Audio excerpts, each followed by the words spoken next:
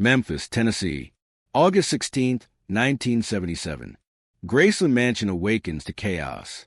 Sirens cut through the humid southern air as paramedics race upstairs. On the second floor, in a white marble bathroom, a 42-year-old man lies unconscious. His face, swollen and unrecognizable, contrasts starkly with the posters that cover the walls of millions of teenagers 20 years earlier. This man sold over 1 billion records. He filled stadiums. He made crowds cry. He changed music forever. But now, in this intimate and devastating moment, Elvis Aaron Presley is dying alone, while his world watches helplessly from the sidelines. The question remains, how did the most famous man on the planet come to this lonely end? 42 years earlier, in a 2-room house built of rough wood and without running water, a baby boy is born during a thunderstorm. The place, Tupelo, Mississippi. The date, January 8, 1935. Vernon and Gladys Presley, a couple barely surviving on odd jobs, are expecting twins. But something goes terribly wrong. The first baby is stillborn. They name him Jesse Guerin. 35 minutes later, his brother Elvis Aaron is born. The small house on Old Saltillo Road smells of damp wood and kerosene. Gladys hugs her only surviving son with an intensity that borders on obsession for the rest of her life. Vernon buries the stillborn baby in an unmarked grave in the Priceville Cemetery.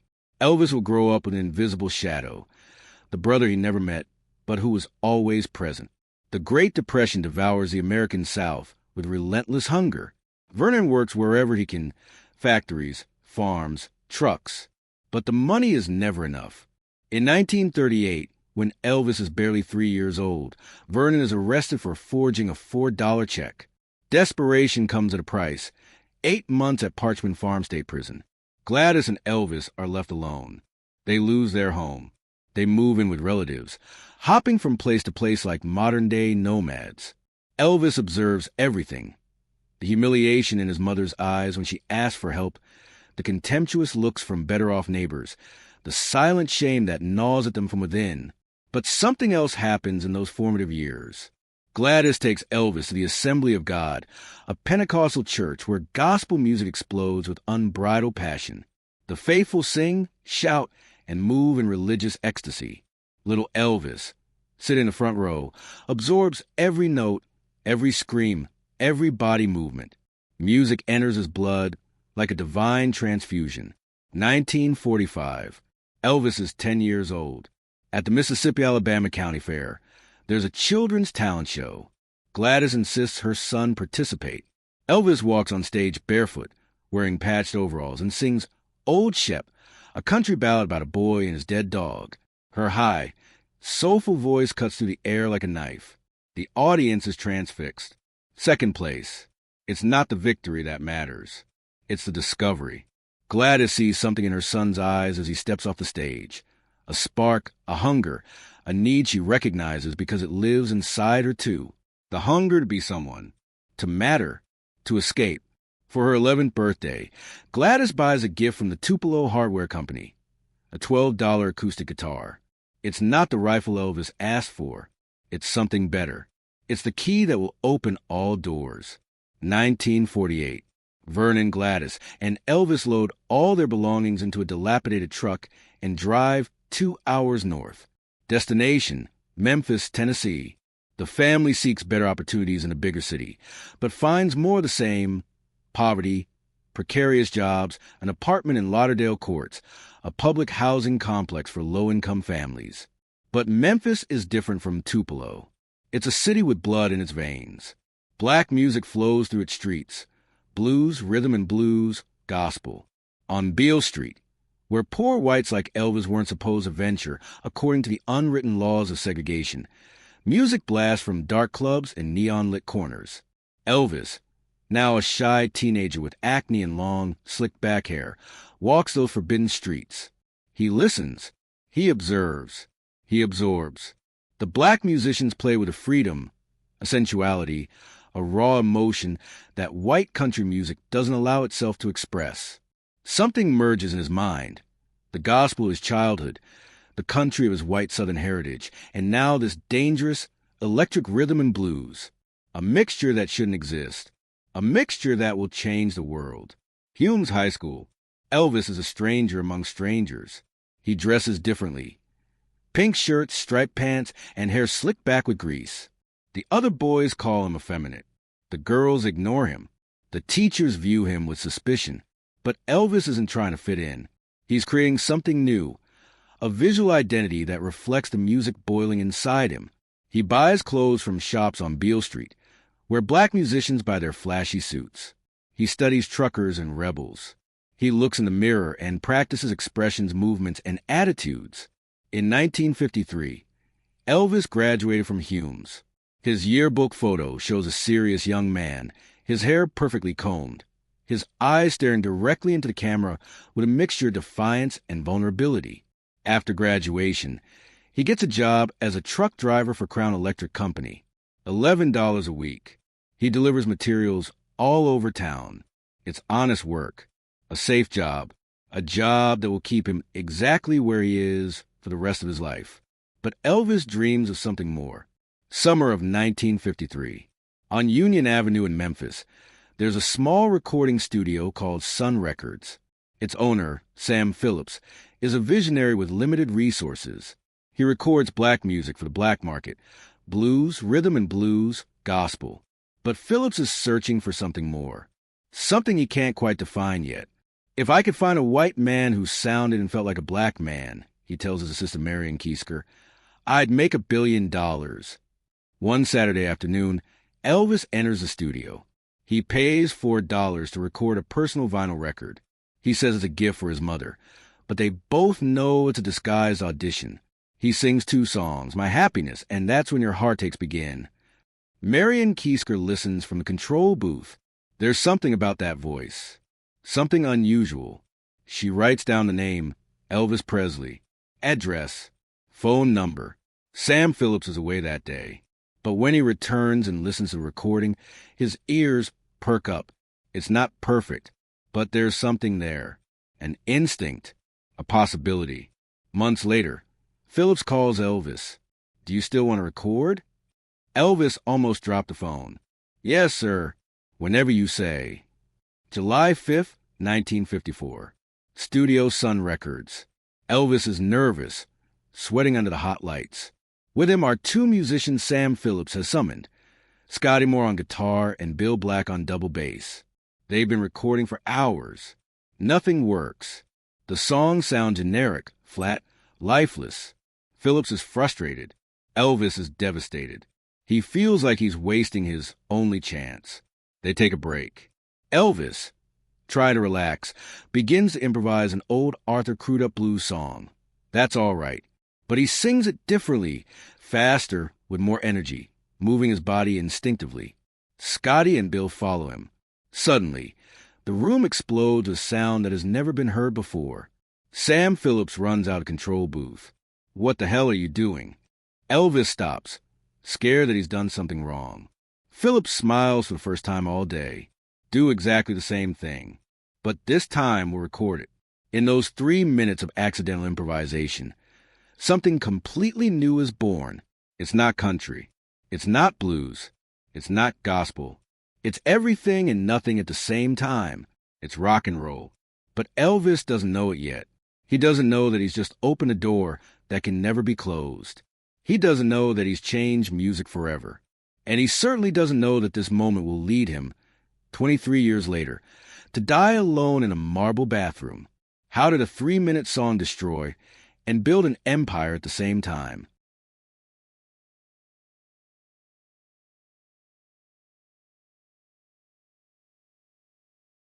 July 1954. Sam Phillips holds a still warm vinyl record. That's all right on side A. Blue Moon of Kentucky on side B. A black blues sung by a white man. A country bluegrass song sped up beyond recognition. Phillips knows he has something explosive, but he also knows that radio stations are conservative.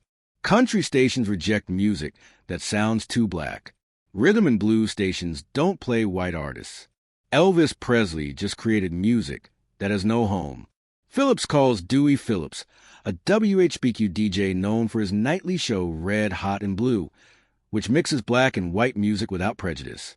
Dewey listens to the record once. Then he plays it on the air. The station's phone explodes. 14 calls in the first 15 minutes. All asking the same question. Who is that black artist with such an incredible voice?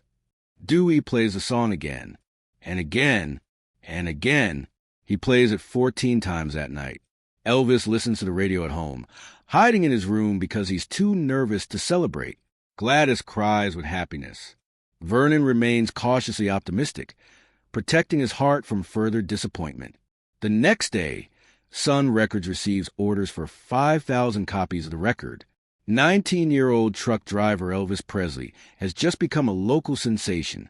July 30th, 1954. Overton Park Shell, Memphis. An open-air amphitheater hosting a weekly country music show. Elvis, Scotty Moore, and Bill Black are scheduled to open the show. Elvis wears pink pants and a black shirt. His hair shines with grease. He's terrified. He's never performed in front of a real audience. He's never held a microphone on stage. He climbs in. The lights blind him. He sees shadows of faces. 2,000 people waiting. He begins to sing That's All Right. His voice trembles at first. He's so nervous that his legs begin to jerk involuntarily. The movement causes his knee to bump against the guitar, creating a syncopated rhythm. The girls in the audience scream. Elvis doesn't understand why. He thinks they're making fun of him. He moves more, trying to control his nerves. His legs keep jerking. His whole body begins to sway. The girls scream louder. Suddenly, Elvis understands. They're not laughing at him. They're reacting to him. His movement is electrifying in a way they've never experienced at a country concert before. As the song ends, the amphitheater erupts in applause. Headliner Slim Whitman watches from the sidelines with a mixture of awe and concern. He has just witnessed something that will change his industry forever. A young white man moving his body like a black musician, singing with a sensuality that was considered dangerous, inappropriate, almost obscene for 1954. Elvis has discovered his secret weapon. His body is as important as his voice. 1955. Elvis has turned the American South, playing in small clubs, school gymnasiums, and radio stations. Each show is more chaotic than the last. Girls chase him after the concerts. They rip buttons off his shirt. One steals a shoe. Another manages to cut off a lock of his hair. It's madness. It's hysteria. It's something completely new in American music. In October 1955, a man wearing a white Stetson and smoking a cigar watches Elvis from the back of a Texas club. His name is Tom Parker, but everyone calls him Colonel, a self-proclaimed honorific that sounds more impressive than it actually is. Parker is a show promoter with a shady past. He was born in Holland, not the United States, although no one knows that. He arrived illegally and built his life on strategic lies and undeniable promotional skills. Parker sees what others don't. Elvis isn't just a singer. He's a cultural phenomenon waiting to explode. He's a product that can sell to millions. He's a gold mine with legs. Approaches Elvis after the show. Boy, you need serious representation. I can make you bigger than anything you've ever imagined. Elvis, still naive and hungry for validation, listens. In November 1955, Elvis signs a contract with Colonel Tom Parker. It is both the best and worst day of his life. Parker will make him the most famous man in the world, but he will also control every aspect of his career with an iron fist, taking 50% of all earnings, an unheard of and abusive percentage in the industry. Elvis has just sold his soul, but he doesn't know it yet. Colonel Parker moves quickly. He knows Sun Records is too small for what's coming. He needs a major label with national distribution. January 1956. RCA Victor, one of the largest record companies in the United States, buys Elvis's contract from Sam Phillips for $35,000, an astronomical sum at the time. It was the most expensive transaction for an unknown artist in music history up to that point. Sam Phillips, needing the money to save his studio, agrees. Years later, he'll admit it was the worst mistake of his life. Elvis signs with RCA on one condition. He can continue living in Memphis. He doesn't want to leave Gladys's side. His first recording session with RCA was on January 10, 1956, 2 days after his 21st birthday, at RCA Studios in Nashville, surrounded by skeptical professional musicians who viewed it as a publicity stunt. Elvis recorded Heartbreak Hotel. The song is dark, atmospheric, and haunting. It tells the story of a man so devastated by heartbreak that he checks into a hotel to die of loneliness. It sounds like nothing else on the radio in 1956. RCA executives are terrified. They think they've just wasted $35,000. On January 27th, Heartbreak Hotel is released as a single. By March, it was #1 on the Billboard charts. By April, Elvis Presley is a national name. 1956 is the year television becomes the dominant medium in the United States. Every home has a set. Families gather around the television just as they once gathered around the radio. Colonel Parker understands the power of this new medium. He arranges appearances for Elvis on variety shows, Stage Show, The Milton Berle Show, The Steve Allen Show. Each appearance is more explosive than the last. Elvis sings, moves, shakes his hips, and shakes his legs. Cameras capture every movement and broadcast it to millions of homes simultaneously. Teenagers go crazy. Girls scream. Parents are horrified. Newspapers call him obscene, vulgar, and a threat to youth morality. A journalist coined the term Elvis the Pelvis, referring to the movement of his hips. Religious leaders condemn him from pulpits. Parents groups demand his censorship. The controversy does exactly what Parker intended. It turns Elvis into the biggest topic of conversation in America. In September 1956, Elvis is booked for The Ed Sullivan Show, the most-watched variety show in the country. Sullivan had publicly sworn that he would never allow Elvis to appear on his show, calling it inappropriate for family audiences. But ratings are ratings, and Elvis is money. 50 million people, 82% of the American television audience, tune into the show on September 9th. It is the largest audience in the history of television up to that point. Late 1956. Elvis has had 5 #1 singles in a single year. He has appeared on national television 7 times. He has signed a film contract with Paramount Pictures. He has just bought a mansion for his mother.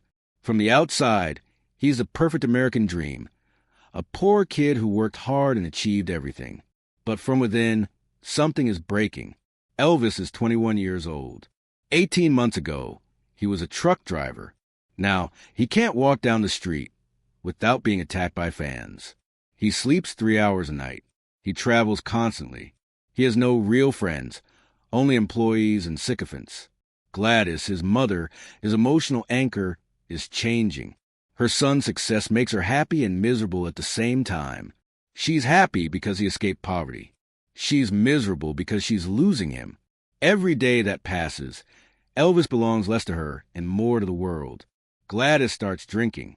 Vodka hidden in juice bottles. Whiskey in coffee cups. She tries to hide it, but Elvis knows. He sees the pain in her eyes. And there's nothing he can do to stop it, because if he stops running, the whole empire collapses.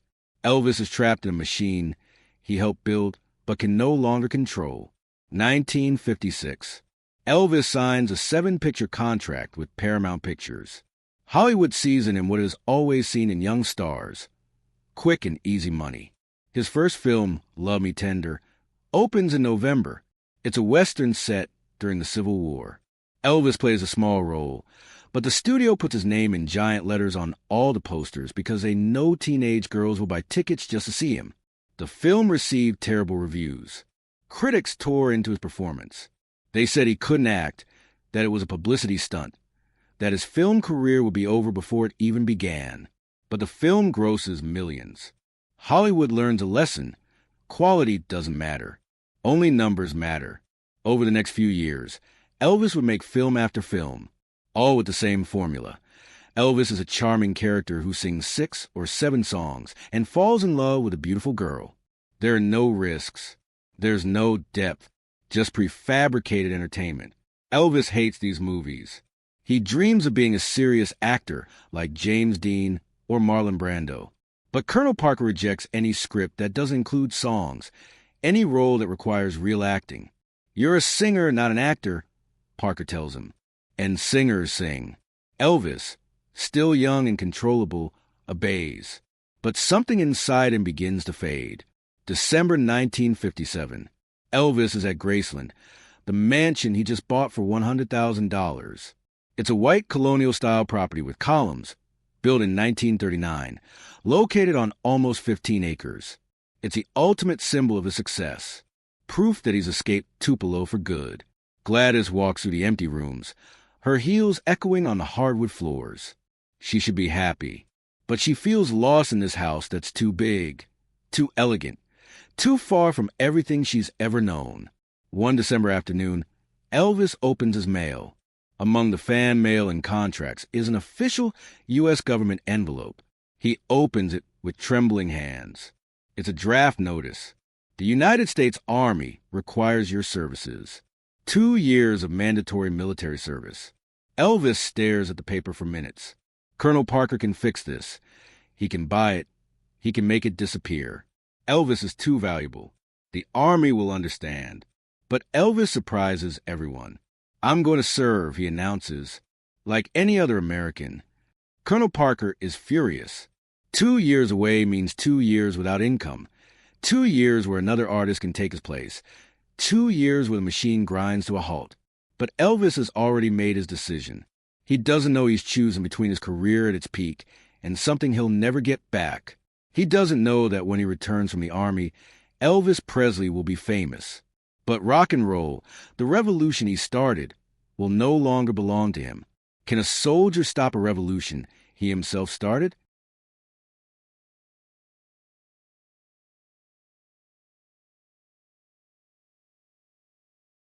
March 24th, 1958. Memphis. Hundreds of photographers and reporters surround the bus station. Fans weep behind police barricades. Elvis, 23 years old and with a civilian haircut that will disappear in hours, boards a military bus bound for Fort Chaffee, Arkansas. She's wearing a sports jacket and a forced smile. Gladys is in the front row, devastated. She knows something no one else knows yet. She's sick. Her liver is failing from years of alcohol and stress. The doctors have warned her, but she hasn't told Elvis anything because she doesn't want to ruin his moment. The bus departs. Elvis looks out the window at his mother, who grows smaller and smaller in the distance. He doesn't know that he only has 5 months left to live. Fort Hood, Texas. Elvis is private number 53,310,761. He sleeps in barracks with 50 other men. He cleans latrines. He stands night watch. He marches under the scorching Texas sun with 30 kilos of gear. The military does exactly what it's supposed to do. It destroys individuality and rebuilds obedient soldiers. Elvis doesn't receive special treatment, at least not officially. His superiors treat him like any other recruit. But the other soldiers constantly watch him, waiting for him to complain, to ask for privileges, to prove he's a prima donna. Elvis surprises them by working harder than anyone. He volunteers for extra duties. He never mentions his fame. He becomes just another member of the pack. It's the first time in 3 years that it can simply be Elvis Presley, not Elvis Presley. And he discovers that he misses anonymity. August 1958. Elvis is in advanced training when he receives an urgent message. His mother has been hospitalized in Memphis. She has acute hepatitis. Her condition is critical. The Army grants him emergency leave. Elvis drives all night from Texas to Memphis, 390 miles without stopping. He arrives at Methodist Hospital at dawn. Gladys is in a coma. Her skin has a yellowish hue. Her body is swollen from fluid retention. At 46, she looks like an old woman. Elvis sits by her bed, holds her hand, and talks to her even though she can't respond. He tells her about the Army, about his plans for when he returns, about the house at Graceland that will be waiting for her. August 14th. For 8 a.m. Gladys Love Smith Presley stops breathing. Elvis collapses. He screams. He punches walls. Doctors have to sedate him. At the funeral 2 days later, Elvis throws himself onto the coffin, crying uncontrollably. Mama, Mama, everything I did was for you. He cries over and over again. Something fundamental breaks inside him that day. The anchor that kept him grounded in reality is gone. The only person who loved him without agendas, without expectations, without wanting anything except his happiness. When he returns to the army a week later, he is no longer the same man. October 1958. Elvis is transferred to Friedberg, West Germany, as part of the 3rd Armored Battalion. He will live there for the next 18 months, during the height of the Cold War. Rent a house off base for Vernon and his new girlfriend, a woman Elvis can barely tolerate because no woman can replace Gladys. The house becomes a refuge where Elvis can escape the military base and the memories that haunt him. In Germany, Elvis discovers something unexpected. Pills. A sergeant offers him amphetamines, known in the army as go pills, to stay awake during long night shifts. They are legal, officially issued by the army. Elvis takes them and discovers they do more than keep him awake. They dull the emotional pain. September 1959. At a party at his house in Germany, Elvis meets Priscilla and Boyu. She is 14. He is 24. Priscilla is the daughter of an Air Force captain stationed in Wiesbaden. She is beautiful, dark-haired, with an innocence that reminds Elvis of his own youth before fame consumed him. But there's something else. She's so young that he can mold her, turn her into exactly what he needs. Elvis sees in Priscilla what he lost with Gladys's death. Someone who needs him completely. Someone who can be only his. He begins inviting her to his house with the cautious permission of her parents, who are simultaneously flattered and concerned by the attention of the most famous man in the world toward their teenage daughter. Elvis promises to behave honorably, and, strangely, he does. The relationship is romantic, but not sexual, at least at first. Elvis transforms her. He tells her how to dress, how to apply makeup, what music to listen to, what to think. Priscilla absorbs every word, as if it were divine commandments. For her, Elvis isn't just a famous man. He's a living God who, miraculously, has chosen her. But beneath the romantic devotion lies a darker dynamic. Elvis is creating a version of a woman designed specifically for his emotional needs. A companion who will never leave him, never challenge him, never grow beyond him. It's love, but it's also control. March 2nd, 1960. Fort Dix, New Jersey. Elvis Presley is officially honorably discharged from the Army. He rose to the rank of sergeant. He was a model soldier. Cameras capture every moment. Colonel Parker has orchestrated the event as a media spectacle. Elvis wears his impeccably ironed uniform, smiles for photos, and answers reporters' questions with rehearsed humility. But the world he returns to is no longer the world he left. In 1958, Elvis was rock and roll. He was youthful rebellion. He was dangerous. Now, in 1960, new artists dominate the charts. Buddy Holly died in a plane crash.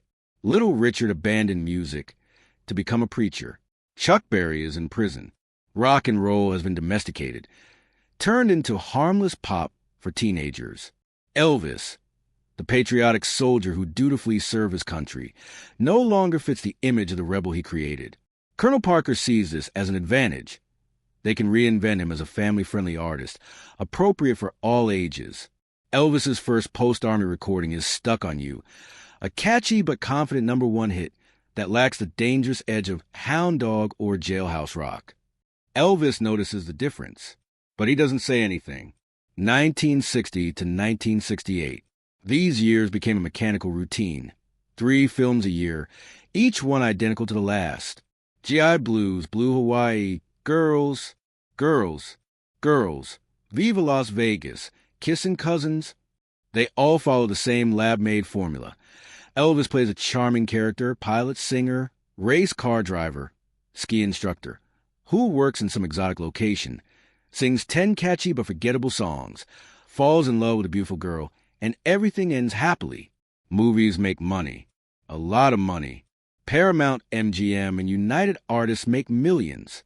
Colonel Parker takes his 50%. Elvis earns the other 50%, but pays taxes on the total. But movies are artistic garbage. Elvis knows it. Directors know it.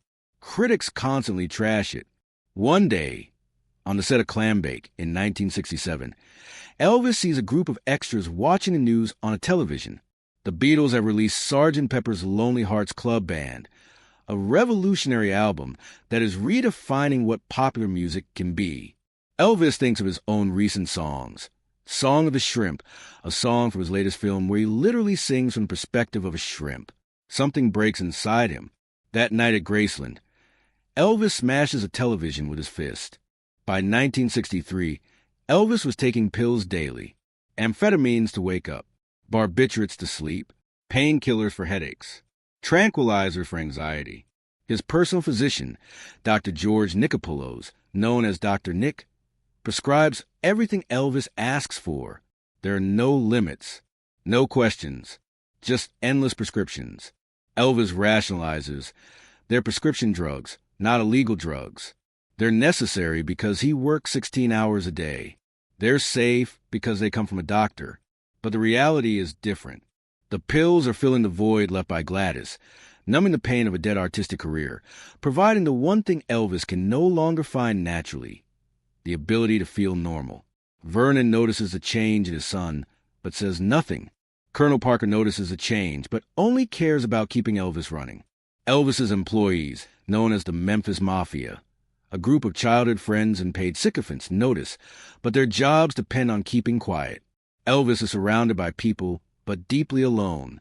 The only constant is Priscilla, who eventually moves to Graceland in 1963 at age 18. Elvis sets her up in a separate room for appearances, but everyone knows they live together. Priscilla sees the pills. She sees the mood swings. She sees Elvis wake up at 4 in the afternoon and not sleep until dawn. She sees a man trapped in a gilded cage he himself helped build, and she can't do anything because she's part of the cage. 1967. Elvis is 32 years old. He's made 27 movies. None of them have been good in years. His record sales are falling. For the first time since 1956, he doesn't have a single in the top 10. The Beatles rule the world. The Rolling Stones are the most dangerous band on the planet. Bob Dylan is redefining songwriting. Jimi Hendrix is reinventing the guitar. And Elvis Presley is singing about shrimp in cheap movies. One night at Graceland, Elvis watches a Frank Sinatra television special. It's simple. Sinatra on stage with an orchestra, singing his greatest hits. No tricks. No movies. Just music. Elvis calls Colonel Parker the next day. I want to do a TV special. Real music. No movies. Parker resists. Movies are safe. Movies are guaranteed money. Television is a risk. But something in Elvis's voice makes him pause. There's a determination he hasn't heard in years. A glimpse of the hungry young man he met in Texas in 1955. Parker makes calls.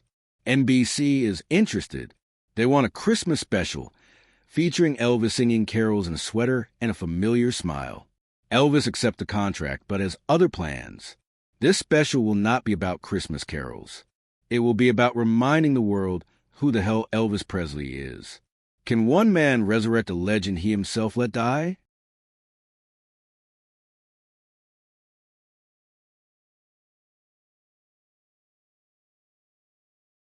June 27, 1968. Burbank, California. NBC Studios. Elvis sits on a small, square stage surrounded on all sides by an audience. He's dressed in black leather from head to toe. His hair is perfectly combed. His acoustic guitar rests on his knees. He is terrified. It's been 7 years since he performed live in front of a real audience. 7 years of movies with pre-recorded audio. 7 years of lip-syncing in empty studios. He's forgotten what the energy of real people responding in real time feels like. The lights come up. Elvis looks at the faces surrounding him from inches away. He can see every expression, every emotion, every doubt. Start playing. The first song is Trouble, a song from one of his forgotten films, but now performed with raw intensity that never existed in the studio. His voice cuts through the air like a knife. His body moves with the instinctive fluidity that made him famous. The audience is paralyzed. After Trouble comes Guitar Man, then Lawdy Miss Claudie. Each song is more powerful than the last. Elvis is sweating, laughing, talking to the audience between songs, telling stories from his early days, remembering who he was before Hollywood turned him into a caricature. Behind the scenes, director Steve Binder stares at the monitors in disbelief. NBC wanted a harmless Christmas special. Binder had other plans and, miraculously, convinced Elvis to trust him. This special, officially titled Singer Presents Elvis, will forever be known as the '68 Comeback Special. Binder understood something Colonel Parker never understood. Elvis didn't need to reinvent himself. He needed to remember who he was. He needed to connect with the raw passion that launched his career. He needed to be dangerous again. The recording sessions continued for days. Elvis on the square stage, surrounded by an audience. Elvis alone on a huge stage performing new songs with a full orchestra. Elvis on a set recreating the South of the 1950s, surrounded by neon lights. But the most important moment occurs near the end of the special when Elvis, alone in a singular spotlight, sings a song that had not been originally planned. If I Can Dream was written specifically for the special by composer Walter Earl Brown. It was inspired by the assassination of Martin Luther King Jr. in April 1968, just 2 months before the recording. Elvis initially rejects the song. He doesn't sing political material. He doesn't make social statements. Colonel Parker has taught him to remain neutral in everything. But Steve Binder puts pressure on him. This song is about hope, he tells her. About believing in something better. Isn't that what you've always been? Isn't that why people loved you? Elvis reads the lyrics again. There are lines about dreams, about justice, about a future where people can live together without hatred. He thinks about his childhood in Tupelo, growing up among poor whites and poor blacks who shared the same misery. He thinks about the black musicians on Beale Street who taught him everything about rhythm and soul. He thinks about how his music, without him intending it, helped break down racial barriers simply by existing. He agrees to sing the song. On the night of the recording, Elvis takes the stage dressed in an immaculate white suit. The orchestra begins. Elvis closes his eyes and sings with emotion he hasn't shown in years, perhaps ever. Her voice cracks on the high notes. Her hands tremble. When she finishes, there are tears in her eyes. It is the most honest performance of his career. December 3rd, 1968. The special airs nationally on NBC. 42% of the American television audience, approximately 50 million people, tune in. It is the highest rating of any NBC show that year. The reviews are unanimous. Elvis Presley is back. Not as a nostalgic throwback to the 1950s, but as a relevant, powerful, and essential artist for 1968. Rolling Stone magazine, which normally ignores Elvis as irrelevant, publishes a glowing review. Elvis hit rock bottom and found solid rock. If I Can Dream is released as a single and reaches the top 10, his first real hit in years. The album featuring the special sells more than anything Elvis has released this decade. But more important than the numbers is what Elvis feels. For the first time in years, he remembers why he loved music. He remembers the electricity of connecting with a real audience. He remembers that he was an artist, not just a product. At Graceland, Elvis watches the special with Priscilla. When it's over, she watches him with tears in her eyes. "This is you," she says. "This is the man I fell in love with." Elvis doesn't know how to tell him that he discovered this man just weeks ago, and that he's not sure he can keep him alive. January 1969. Inspired by the success of the comeback special, Elvis makes a radical decision. He will record his next album in Memphis, at American Sound Studio, not in the sterile studios of Nashville or Hollywood where he's recorded for years. American Sound Studio is a small brick building in a rough Memphis neighborhood. It's owned by Chips Moman, a legendary producer who has worked with Aretha Franklin, Wilson Pickett, and other soul artists. The studio has an incredible session band, musicians who play with soul, not mechanical precision. They're mostly black. They play rhythm and blues, soul, and funk.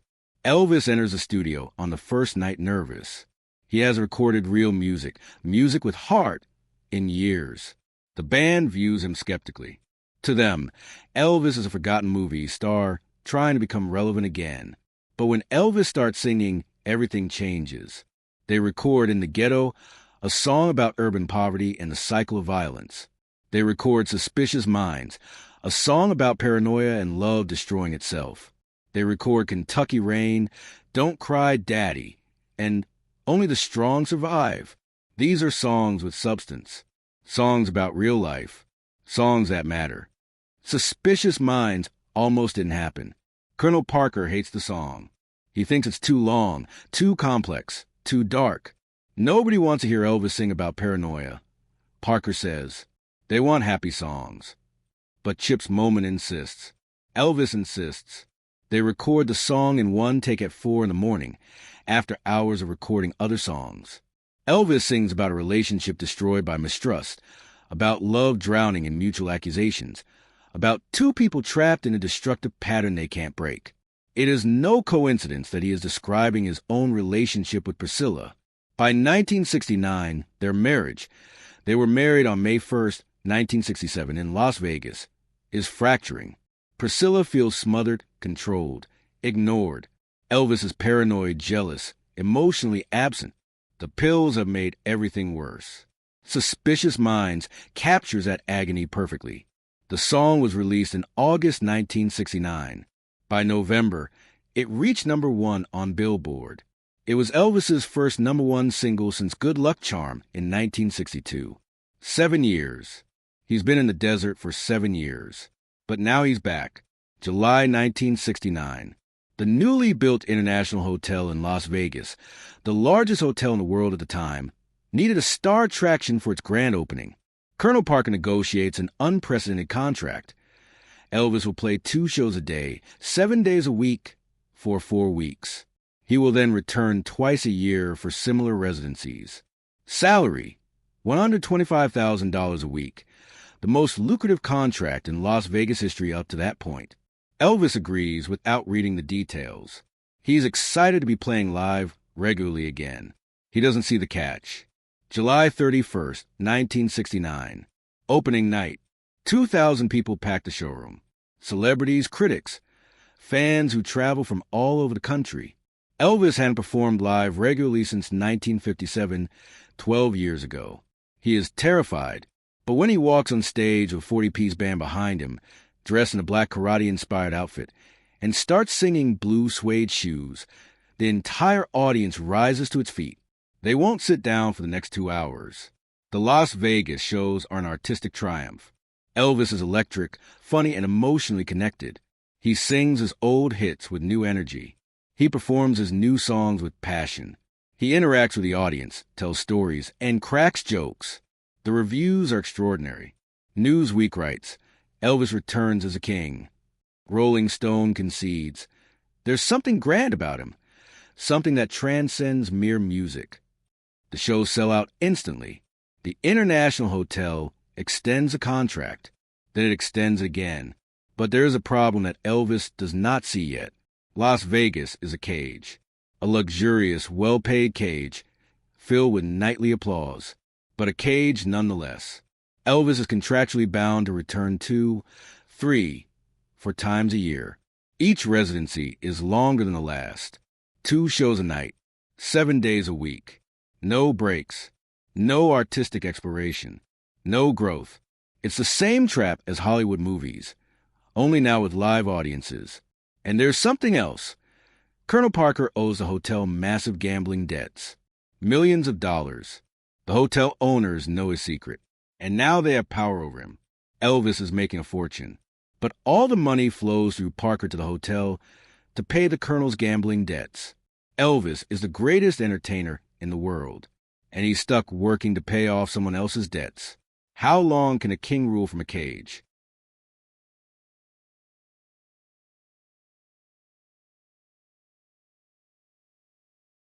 February 1972. Graceland. Priscilla Presley is discreetly packing clothes while Elvis sleeps in his room, unconscious from the effects of sleeping pills. They've been married for almost 5 years. They have a daughter, Lisa Marie, born exactly 9 months after their wedding. From the outside, they're the perfect family. The king of rock and roll, his beautiful wife, and their adorable daughter. From the inside, the marriage has been a corpse for years. Elvis has multiple affairs with backup singers, co-stars, and groupies. He doesn't hide them. The Memphis Mafia facilitates meetings, keeps secrets, and ensures discretion. Priscilla knows everything. She's humiliated but trapped. She's also had an affair with her karate instructor, Mike Stone. It's the first time she's challenged Elvis. The first time she's taken something for herself. When Elvis discovers the truth weeks later, his reaction is nuclear. He smashes televisions, fires bullets at walls, and screams for hours. The employees go into hiding. Vernon calls for medics. A man who has been unfaithful hundreds of times cannot tolerate infidelity. "I'm going to kill him," Elvis says of Mike Stone. "I'm going to hire someone to kill him." Red West, one of his oldest friends, has to talk to him for hours to convince him not to ruin his life with murder. Priscilla moves in with Lisa Marie. She filed for divorce. Elvis is devastated, furious, and completely unable to understand his own hypocrisy. 1970 to 1976. Elvis plays in Las Vegas 2, 3, sometimes 4 times a year. Each residency lasts 4 to 8 weeks. 2 shows per night. 14 shows per week. The first few years are electric, but gradually, the show becomes mechanical. The same songs, the same jokes, the same moves. Elvis starts to get bored. When Elvis gets bored, the pills increase. His weight fluctuates wildly. Some weeks he's slim and energetic. Other weeks he takes the stage 20 kilos heavier, glassy-eyed, forgetting lyrics. The costumes become more elaborate to compensate. Designed by Bill Ballou, they are spectacular creations. White suits studded with precious stones, dramatic capes, and enormous belts with gold plaques. Elvis looks more like a superhero or a Roman emperor than a rock and roll musician. Audiences keep coming.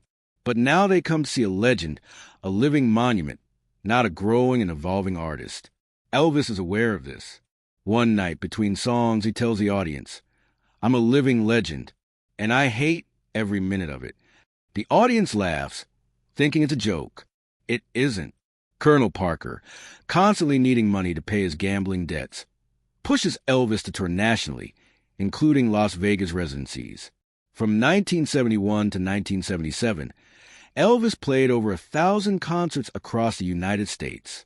He goes to cities he never visited in his youth. He fills stadiums with 20, 30, 000 people. Tickets sell out in hours. But touring is exhausting. Elvis travels on private planes with an entourage of 20 to 40 people. Musicians, backup singers, personal staff, doctors, bodyguards, friends. Dr. Nick travels with them, bringing suitcases full of medications. Elvis takes wake-up pills, sleeping pills, pain pills, anxiety pills. Sometimes he takes 30, 40 different pills in a single day. His behavior becomes erratic. At some shows, he's brilliant, connected, magical. At others, he mumbles incoherent words between songs for 20 minutes while the band waits uncertainly. At still others, he doesn't show up at all, canceling shows at the last minute. But audiences forgive him everything. Because when he's good, no one is better. And because he's dying right in front of them, and everyone knows it, and no one can stop him. January 1973. Elvis will be the first star to perform a concert broadcast live via satellite around the world. Aloha from Hawaii via satellite will be seen by 1 billion people in 40 countries. It's the modern equivalent of being crowned emperor of the entertainment world. Elvis prepares intensively. He fasts and takes diuretics to lose weight. He rehearses for weeks. He designs a special suit, the American Eagle, white with a jeweled American eagle embroidered on the chest and back. January 14th, 1973. Honolulu International Center Arena. 6,000 people live. 1 billion watching from home. Elvis takes the stage and is magnificent. Slim, focused, charismatic. He sings 25 songs nonstop. He cracks jokes. He interacts with the audience. He gives away his cape, his belt, scarves, and handkerchiefs. It is a demonstration of absolute artistic power. The concert set records. It was the most watched entertainment event in history up to that point. NBC earned millions in international broadcast rights. But there's one detail no one knows. Elvis collapses in his hotel room immediately after the concert. His heart is beating erratically. His blood pressure is dangerously high. Dr. Nick stabilizes him with injections. Elvis sleeps for 18 consecutive hours. The greatest triumph of his career almost killed him. Through all these chaotic years, there is one constant. Lisa Marie, their daughter, born on February 1st, 1968. Elvis adores her with the same obsessive intensity with which he adored Gladys. When he's at Graceland and not working, he spends hours playing with her. He buys her dozens of toys. He builds her a playhouse with electricity. He gives her a pony, then two, then an entire stable. But Elvis is absent more than he is present. The tours, Las Vegas, the occasional movies he still makes. Lisa Marie grows up watching her father on television more than in person. After the divorce in October 1973, Priscilla was granted primary custody. Lisa Marie lives with her mother in Los Angeles. She visits Elvis at Graceland during the holidays. Elvis calls Lisa Marie every day when he's on tour. He sings to her over the phone. He tells her he loves her. But he's also often too high to hold coherent conversations. Lisa Marie, even as a child, senses that something is deeply wrong with her father. She loves him, but she's also afraid of him. 1975. Elvis is 40 years old. His body is failing. He's been hospitalized multiple times for severe intestinal problems, the result of years of opioid abuse that have destroyed his digestive system. He has glaucoma, hypertension. His liver is damaged. His heart is enlarged. Doctors warn you, stop taking the pills or you'll die. Lose weight or you'll die. Rest or you'll die. Elvis ignores them, not because he wants to die, but because he doesn't know how to live without the pills. He needs them to function. He needs them to sleep. He needs them to endure the gilded cage he lives in. Vernon, his father, watches helplessly. He sees his son destroying himself the same way he saw Gladys destroy herself with alcohol. But he can't stop him because Elvis is the one who controls the money, the one who employs everyone, the one who sustains the entire empire. The Memphis Mafia sees everything, but they're trapped. Their jobs, their lives, their identities are tied to Elvis. If he falls, they all fall. Two members, Red West and Sonny West, cousins who've been with Elvis since high school, try to intervene. They talk to him about drugs. They beg him to get real help. Elvis fires them. July 1976. After 20 years of loyalty, he kicks them out of Graceland. They are devastated and furious. August 1977. Steve Dunleavy, a tabloid reporter, publishes a book, Elvis, What Happened? It is based on extensive interviews with Red West, Sonny West, and Dave Hebler, three fired former bodyguards. The book exposes everything: the drugs, the guns, the erratic behavior, the affairs, the occasional violence, the escalating paranoia. It talks about Elvis shooting televisions when he sees Robert Goulet on screen. It talks about Elvis flying to Washington, D.C., drunk on pills to ask President Nixon for a federal narcotics badge, which actually happened in 1970. It tells of a man out of control, surrounded by people who allow him everything because they depend on him financially. It's a betrayal, but it's also true. Elvis is at Graceland when he finds out about the book. He cries, not out of public shame, but because men he considered brothers have exposed him to the world. Vernon, more pragmatic, sees the book for what it is, a warning. His son is dying in public. The world now knows. You need real help, Vernon tells him. No more Dr. Nick. You need a hospital. You need rehab. Elvis promises he will. He promises that after the next tour, after the next shows in Las Vegas, he will seek serious treatment. But later never comes, because Elvis has contracts. He has obligations. He has an empire to feed. And because, deep down, Elvis no longer believes he can be saved. June 26, 1977. Market Square Arena, Indianapolis, Indiana. Elvis Presley's final concert. No one knows it will be the last. He's scheduled for more shows in August. He plans to record a new album in October. Elvis takes the stage weighing 120 kilos on a body that once weighed 80. His face is swollen, almost unrecognizable. His suit, designed just weeks earlier, no longer fits. He's gained so much weight that emergency adjustments have to be made. He sings for 90 minutes. His voice cracks on some songs. He forgets lyrics. He sits in a chair for parts of the show because standing is physically exhausting. But there are moments of magic. During Unchained Melody, seated at the piano, he sings with raw emotion that breaks hearts. The audience cries, not only because of the beauty of his voice, but because they know they're witnessing something fragile, something that could break at any moment. He ends the show with Can't Help Falling in Love. As always, the audience sings along. When he finishes, Elvis doesn't take his traditional bow. He simply turns and slowly walks off stage, holding on to his bodyguard. It's the last time the world will see Elvis Presley alive on stage. July and August of 1977. Graceland, Elvis barely leaves his room. He sleeps during the day, stays up all night. He reads books on mysticism, philosophy, life after death. Lisa Marie comes to visit him in early August. She's 9 years old. Elvis plays with her, but is clearly exhausted. He gives her gifts, a new bicycle, dolls, money that a 9-year-old girl doesn't know what to do with. "Are you sick, Dad?" asks Lisa Marie. "Just tired, baby," Elvis replies. "I just need to rest a little." On the night of August 15th, Elvis is having trouble sleeping as usual. He takes pills. Then he takes more. His current girlfriend, Ginger Alden, sleeps in a room with him. Around 2 in the morning on August 16th, Elvis gets up. He tells Ginger he's going to read in the bathroom. It's something he does frequently. He spends hours in the bathroom reading books while the pills take effect. Ginger falls asleep. When he wakes up around noon, Elvis still hasn't returned to bed.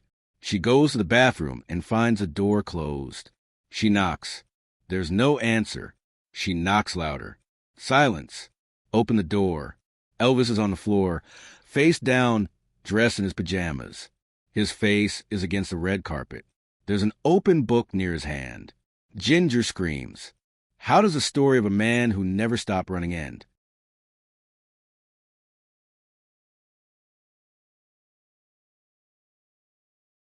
August 16th, 1977. 2:30 p.m. Graceland explodes into organized chaos. The paramedics arrive in 7 minutes. They find Elvis on the bathroom floor. 42 years old. No pulse. Not breathing. His skin has a bluish tint. He's been dead for at least 2 hours, probably longer. Joe Esposito, his top assistant, coordinates everything with practice efficiency. He's handled Elvis crises for 20 years. But this one is different. This one has no solution. Vernon Presley, 71 years old with a weak heart, is carefully briefed. His reaction is silent, implosive. He sits in a chair and doesn't speak for hours. The paramedics load the body onto a stretcher. The emergency unit's policy is clear. Attempt resuscitation during transport. But everyone knows it's useless. Baptist Memorial Hospital is 15 minutes away. During the drive, they attempt CPR anyway. Protocols must be followed.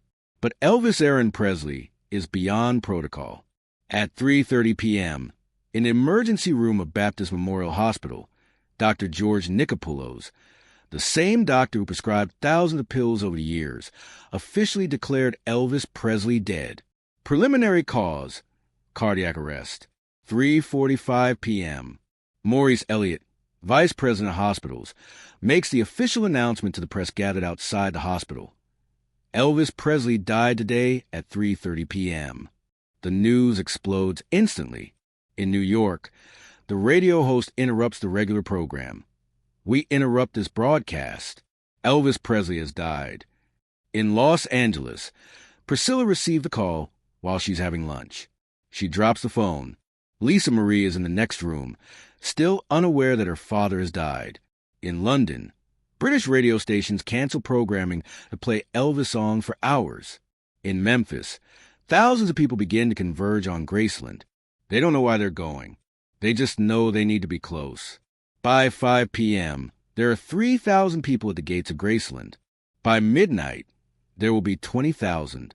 They bring flowers, candles, and signs. They cry openly. Some faint. Others sing Elvis songs a cappella in the dark. The world mourns a man they never met, but felt they knew intimately. August 16th, evening. Shelby County Coroner Dr. Jerry Francisco performs a preliminary autopsy. He finds a devastated body, a heart enlarged to twice its normal size, a damaged liver, a colon distorted by years of opiate abuse, and coronary arteries with severe signs of arteriosclerosis. Find 10 different drugs in your system: codeine, morphine, Valium, Quaaludes, Demerol, Placidil, and more. The evidence is clear. Elvis Presley died from an accidental overdose combined with advanced heart disease caused by years of substance abuse. But there's immediate pressure to protect the legacy. Vernon Presley doesn't want his son to be remembered as an addict. Colonel Parker, who still thinks in terms of marketing, wants to keep the image clean for future sales. Dr. Francisco, at a press conference the following day, makes an announcement that will resonate in controversy for decades. Death was caused by cardiac arrest due to natural causes. There is no evidence of drug abuse. It's a lie, a well-intentioned lie, but a lie nonetheless. The full results of the autopsy are sealed. They won't be made public until decades later. August 18th, 1977. Graceland, Elvis's coffin, a massive bronze sarcophagus weighing 900 pounds, is in the music room. Elvis is wearing a white suit, his hair perfectly combed, and makeup applied to hide the swelling. He appears to be sleeping, except for the unnatural stiffness that no makeup can hide. From 2 to 4 p.m., Graceland opens its doors to the public. 20,000 people line up, some waiting up to 8 hours under the scorching Memphis sun, to spend 30 seconds in front of the casket. Many collapse from the heat. 2 women die of cardiac arrest in line. They die while waiting to see the dead Elvis. At 6 in the evening, a private service is held at Graceland. Only 200 people, family, close friends, invited celebrities. James Brown is there, George Hamilton, and Margaret, who arrived by private plane from Los Angeles and wept uncontrollably in front of the coffin. Reverend C.W. Bradley reads from the Book of Job. Man born of woman is few days old and full of trouble. 9-year-old Lisa Marie sits between Priscilla and Vernon. She's quiet, in shock, trying to process the fact that she'll never see her father alive again. He doesn't understand death yet. He only understands absence. August 18th, 4 p.m. The funeral procession travels from Graceland to Forest Hill Cemetery, where Elvis will be buried in the family mausoleum next to Gladys. 17 white Cadillacs. A procession of more than 1,000 cars. News helicopters buzzing overhead. The streets of Memphis are lined with 50,000 people. They are silent, only crying, only collective shock. Police at every intersection. Everyone has red eyes. Memphis is burying its most famous son. At the cemetery, more prayers, more songs. The coffin is placed in the Presley family mausoleum. Vernon collapses during the ceremony. He has to be held by his sides. He's buried his wife. Now he's burying his son, the most famous man in the world. And he can't do anything except exist in his grief. In the weeks after the funeral, something strange begins to happen. Reports of Elvis sightings. At a gas station in Mississippi. At a supermarket in Michigan. At an airport in North Carolina. Conspiracy theories explode. Elvis faked his death. He's in witness protection. He's hiding on an island. He's alive somewhere, finally free from fame. The evidence cited is absurd. His name on the tombstone is misspelled Aaron instead of Aaron, although both spellings were used during his lifetime. The coffin was too heavy because it was solid bronze. His face looked different because he was dead and had makeup on. But the theories persist because the alternative is too painful. Accepting that Elvis Presley, the man who seemed larger than life, was mortal after all. By 1978, there were entire books dedicated to proving that Elvis was alive. There were reported sightings in dozens of countries. There were Elvis hunters who dedicated their lives to searching for him. It is collective denial operating on a massive scale. September 1977. 1 month after Elvis's death, Colonel Parker is working. RCA releases Moody Blue, a compilation that was planned before his death. It goes multi-platinum instantly. Everything related to Elvis turns gold. Literally. Record sellout. Reissues are produced at record speed. Parker negotiates with Vernon to retain his position as manager of Elvis's estate. 50% of everything, even in death.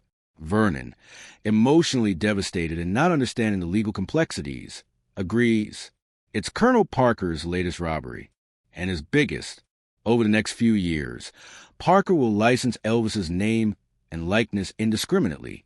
Commemorative plates, cheap statues, posters, poor quality merchandise that degrades a legacy. Parker is taking money from a corpse, and he does it without any shame. 1979. Vernon Presley dies. Massive heart attack. He was 63. The grief of losing his son consumed him within 2 years. Priscilla Presley, the ex-wife who now serves as executor of Elvis's estate along with the National Bank of Commerce and Joseph Hanks, discovers a financial disaster. Graceland costs $500,000 a year to maintain alone. The estate has barely $5 million in liquid assets, but massive debts. Unless something changes drastically, Lisa Marie, the sole heir, will inherit nothing but debts. Priscilla makes a radical decision to turn Graceland into a museum open to the public. It's controversial. Many think it's sacrilegious to turn Elvis's home into a tourist attraction. But Priscilla understands something fundamental. Elvis belonged to his fans as much as to his family, and fans want a place to connect with him. June 7, 1982.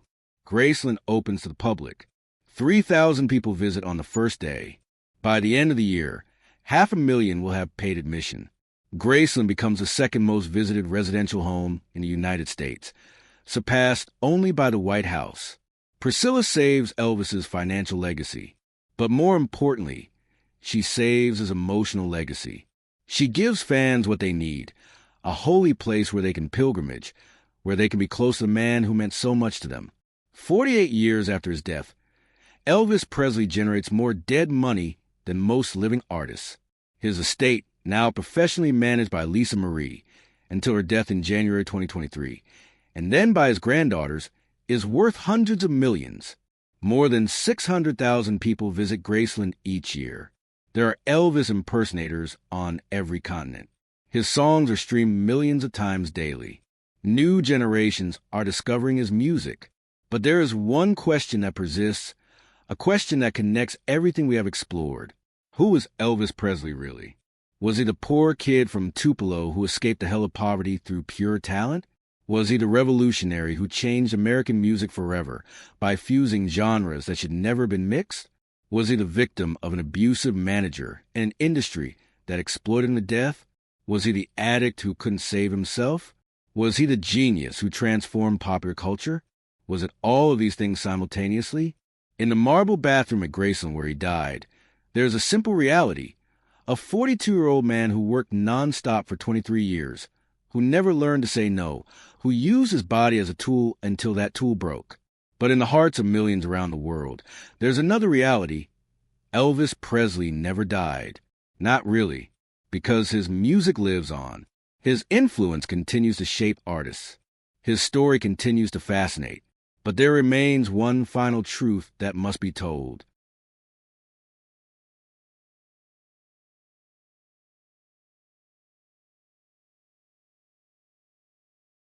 Memphis, 1973. Elvis is at Graceland between tours, talking with Larry Geller, his personal stylist and spiritual confidant. You know what the problem is, Larry? Elvis says, "As long as I can remember, I've had this gift, this voice, this ability to make people feel something. But nobody asked me if I wanted this gift. I just have it. And now I'm responsible for it forever."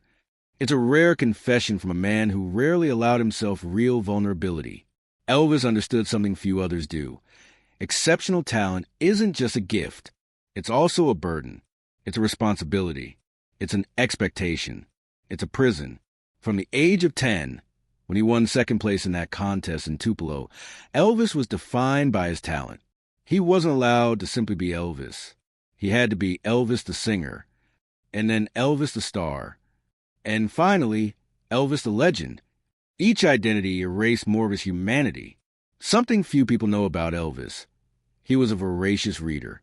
His personal library at Graceland contained over 1,000 books: Eastern philosophy, Christian mysticism, numerology, self-help, spiritual biographies. He was obsessed with questions about the meaning of life, the purpose of existence, and life after death. The Prophet by Khalil Gibran. Autobiography of a Yogi by Paramahansa Yogananda. The Impersonal Life by Joseph Benner. I read them repeatedly, underlining passages, writing notes in the margins. Why was a man at the height of world fame obsessed with mysticism and philosophy?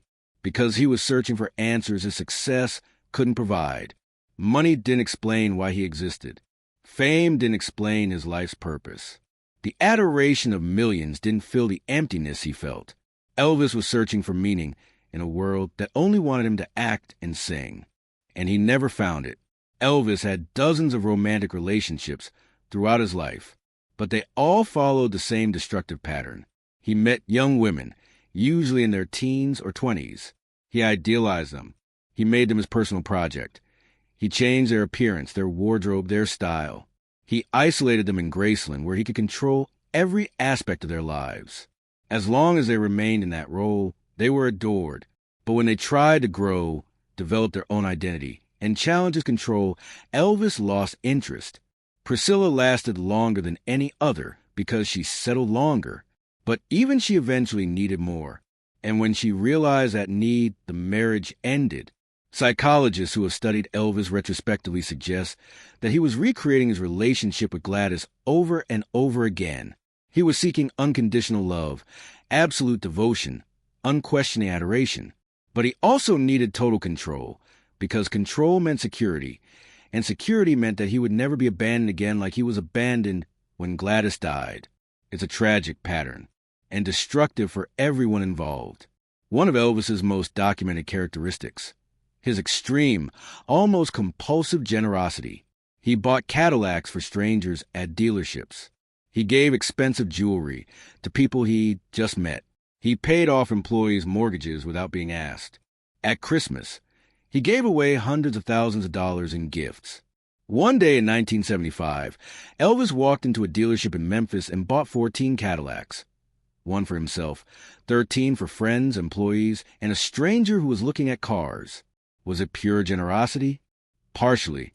Elvis genuinely enjoyed making people happy. But it was also something else. A compulsive need to be loved, to buy loyalty, to make sure that the people around him never had reason to leave him. When Red and Sonny West were fired, they were financially devastated not only by losing their jobs, but also because they had relied entirely on Elvis's generosity. He had paid for their houses, their cars, their lives. And when he fired them, all of that disappeared. Elvis's generosity was real love, but it was also control. And that contradiction was never resolved. Elvis loved America with a genuine passion. He collected police badges from every city he visited. He studied weapons. He was fascinated by law enforcement agencies. In December 1970, he flew to Washington, D.C., handwrote a letter to President Nixon, and appeared at the White House requesting a meeting. He wanted to become a federal agent at large to help combat youth drug use. The irony was brutal. Elvis, at that time consuming dozens of pills daily, wanted to be an anti-drug agent. But Elvis genuinely saw no contradiction. In his mind, illegal street drugs were the problem. His prescription drugs were different. They were medical. They were necessary. It was denial on an epic scale. But it also reflected something deeper. Elvis truly wanted to help. He wanted his fame to mean more than just entertainment. He wanted to be useful. And the system, represented by Nixon, who gave him the plaque he asked for, exploited him for public relations without offering him the help he desperately needed. Something rarely discussed. Elvis had violent tendencies when under extreme stress or the influence of drugs. He regularly shot up televisions. He destroyed furniture. He once fired a pistol through the ceiling of a hotel room because someone upstairs was making noise. There were incidents with girlfriends. Never systematic physical abuse, but shoving, throwing objects, intimidation during fights. Red West, in his book, describes an incident where Elvis threatened someone with a gun during a dispute over a girlfriend. These stories complicated Elvis's public image as a kind man who loved his mother and sang gospel. But both versions were true. Elvis was capable of immense tenderness. He was also capable of intimidation and violence when he lost control. Drugs made everything worse. The amphetamine-induced paranoia made him a different person, suspicious, aggressive, unpredictable. In 1976, Elvis received 3 Grammy Awards, none for his revolutionary rock and roll, all 3 for gospel music. Gospel was always where Elvis sang most sincerely. How great thou art, he touched me, amazing grace. When he sang gospel, he wasn't acting, he was worshiping. If Elvis had had complete artistic freedom, if Colonel Parker hadn't existed, if Hollywood hadn't gotten him, what kind of artist would he have been? I wanted to act seriously. I wanted to make meaningful films. I wanted to record concept albums. I wanted to collaborate with musicians I admired, but he never had any real decision-making power. The Colonel controlled everything, and the Colonel only saw dollars, not art. There's an artistic tragedy at the heart of Elvis's story. He died without reaching his full potential as an artist. What he achieved was monumentally enough to change the world. But what would he have achieved with true freedom? We'll never know. Jesse Garon Presley, the twin brother who died at birth. Elvis carried that loss his entire life like an invisible wound. Gladys constantly told him, "You have the strength of 2. You have to live for both of us." It was an impossible burden to place on a child, but Elvis internalized it. All his life, he felt he had to be more, do more, achieve more, because he was living for 2 people. In moments of extreme loneliness, Elvis talked about Jesse. He wondered what his life would have been like without a twin brother, someone who understood him completely, someone who shared his burden. Some biographers suggest that Jesse's phantom presence fueled a feeling of incompleteness that plagued Elvis. He was never enough because he was always only half of what he should have been. It's psychological speculation, but it's speculation based on Elvis's own words. So, after all the exploration, all the layers revealed, all the contradictions exposed, one question remains. Was Elvis Presley ever happy? In Tupelo as a kid, probably yes, before talent became a burden. In 1954, recording That's All Right for the first time, definitely yes. It was pure joy of discovery. In 1968, during the comeback special, absolutely yes. It was the rediscovery of why I loved music. But between and around those moments, sustained happiness? Hard to say. Elvis had moments of joy. He was successful beyond any reasonable dream. He was loved by millions. But he also experienced profound loneliness, devastating addiction, suffocating control, and a sense of being trapped in a life he didn't design. The ultimate truth about Elvis Presley is not that he died too young. He lived too fast, burning like a shooting star that lit up the sky for a bright moment before disappearing. But even shooting stars leave something behind.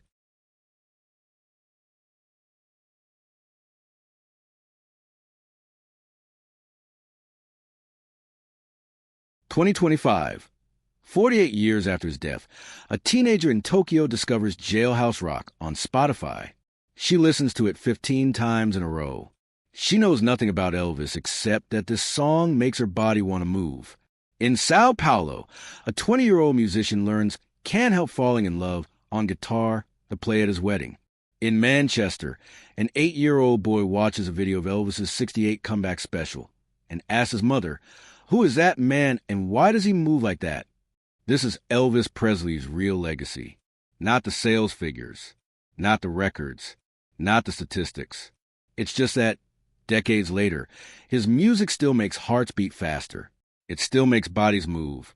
It still evokes genuine emotion in people who weren't born when he was alive. Every rock artist who came after Elvis is, in some sense, his musical descendant. The Beatles grew up listening to Elvis. John Lennon said, "Before Elvis, there was nothing." Paul McCartney kept a photo of Elvis in his bedroom as a teenager. Bruce Springsteen saw Elvis on Ed Sullivan when he was 7 years old and immediately knew what he wanted to be. Bob Dylan, Johnny Cash, Mick Jagger, Elton John, Freddie Mercury, Michael Jackson, Prince. All of them, in different ways, were shaped by what Elvis showed was possible. Not just musically, also performatively. Elvis taught that the body was part of the instrument. That movement amplified emotion.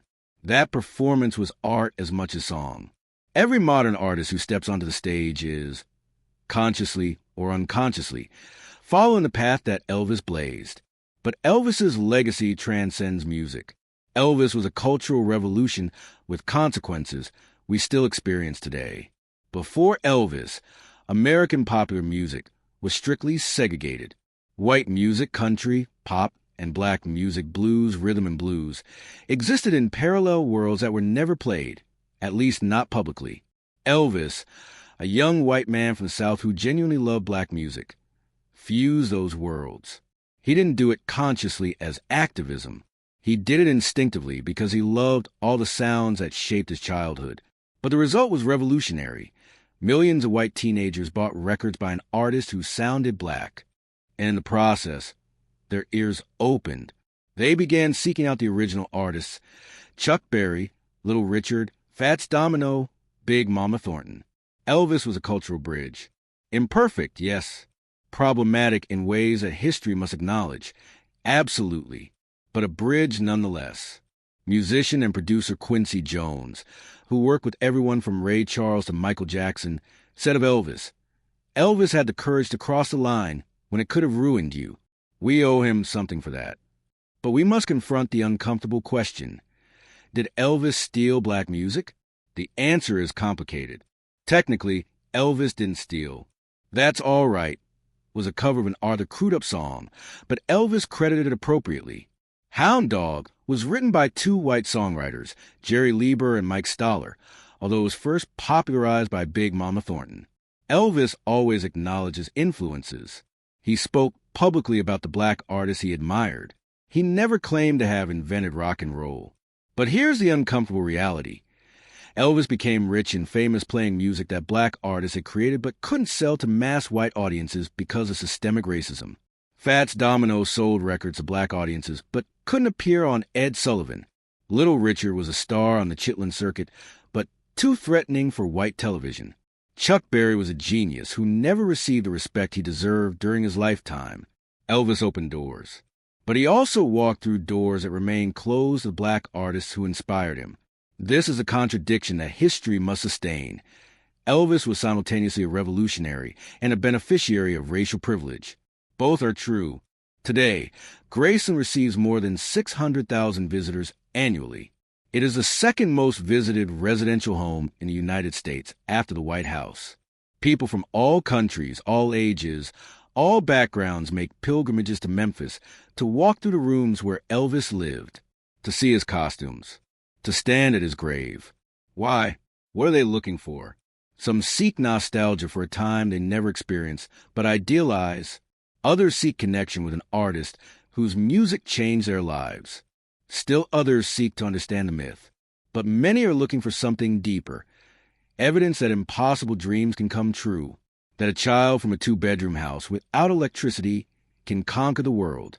Graceland is a monument to the American dream, with all its promises and all its betrayals.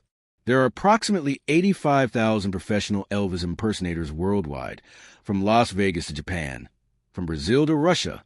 Some do it for money, others out of genuine love for Elvis.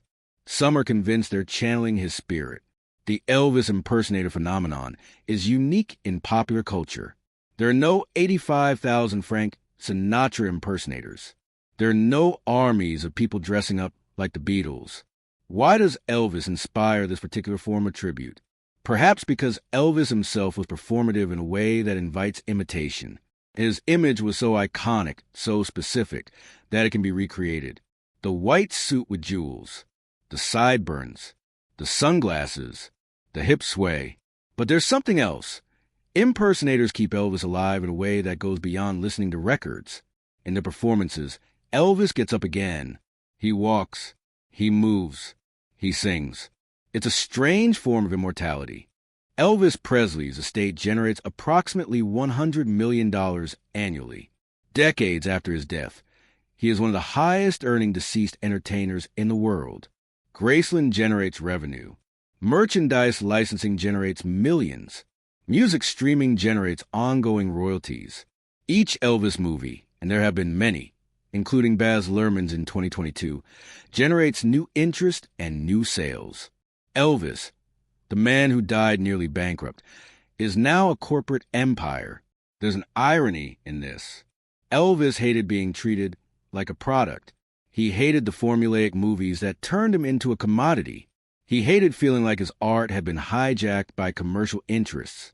And now, in death, he is more of a product than ever. But perhaps there is justice, too. Before her death in 2023, Lisa Marie used that fortune to live comfortably and maintain her father's legacy.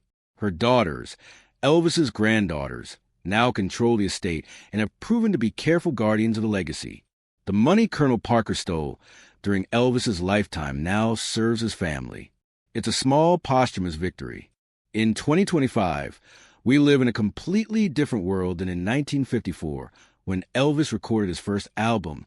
Music has evolved through rock, punk, hip-hop, electronic, indie, and 1,000 other genres. The industry has transformed from physical albums to digital streaming. Fame works differently in the age of social media. So, does Elvis Presley still matter? Or is he merely a historical artifact, relevant only to academics and nostalgic types? The answer lies in the numbers, which don't lie. 1 billion streams per year on digital platforms. New generations are constantly discovering his music. Contemporary artists still cite him as an influence. But beyond numbers, there is something essential that Elvis represents, and that remains relevant. The power of blending cultures to create something new. The courage to be different when conformity is safer. The tragedy of losing your soul while conquering the world. The way fame can destroy the very thing that made it possible. These are universal lessons. And as long as there are artists pursuing impossible dreams, Elvis's story will remain relevant as a warning and an inspiration. But perhaps Elvis Presley's most important legacy isn't what he achieved. It's what he teaches us about the cost of extreme success. Elvis shows us that you can have everything and have nothing, that the adoration of millions doesn't fill the inner emptiness, that extraordinary talent can be a prison as much as a blessing, that fame kills as efficiently as any disease. It shows us that humans were not designed to be gods, and that when we try to turn humans into gods, we destroy them. Elvis Presley was a man of exceptional talent. Yes, a man who changed the world, absolutely, but a man nonetheless, with weaknesses, with fears, with needs that were never met.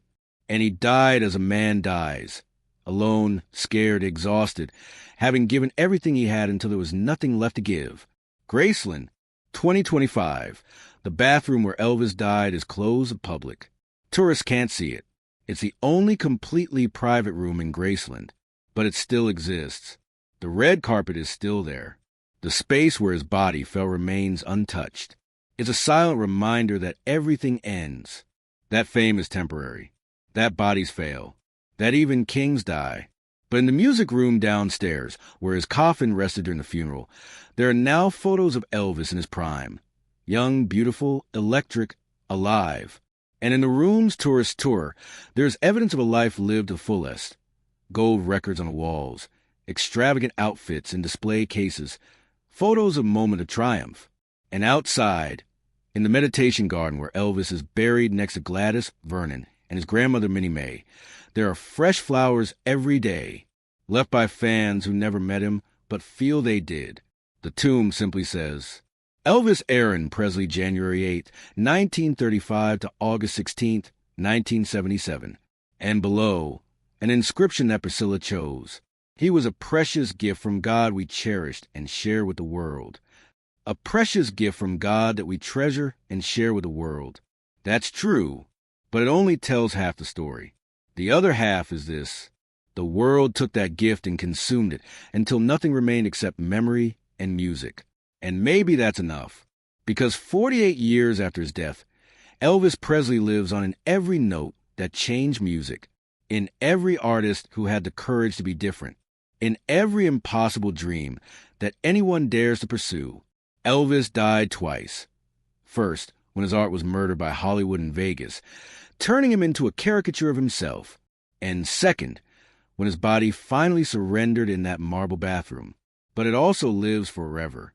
Not like the man he was, with all his contradictions and pains, but rather the idea it represents, that music can change a world, that talent can come from anywhere, that a poor child from the South can conquer planet, and that even kings are mortal, but their legacies can be eternal.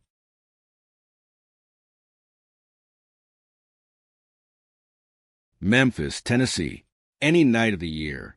On Beale Street, where it all began, where Elvis walked as a teenager absorbing the blues he wasn't supposed to hear. The music still plays. And if you listen closely, amidst the noise of modern bars and camera-toting tourists, you can still hear the echo of a $12 acoustic guitar played by a kid who dreamed of being somebody. That echo will never stop.